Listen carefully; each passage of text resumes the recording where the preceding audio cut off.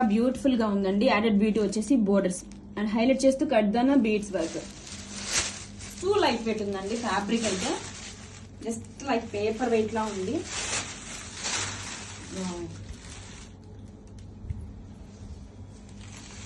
This is the sorry.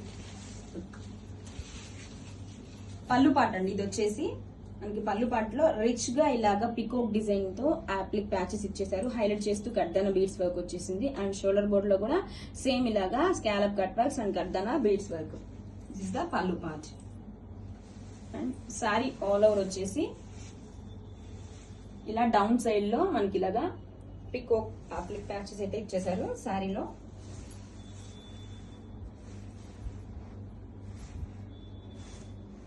And coming to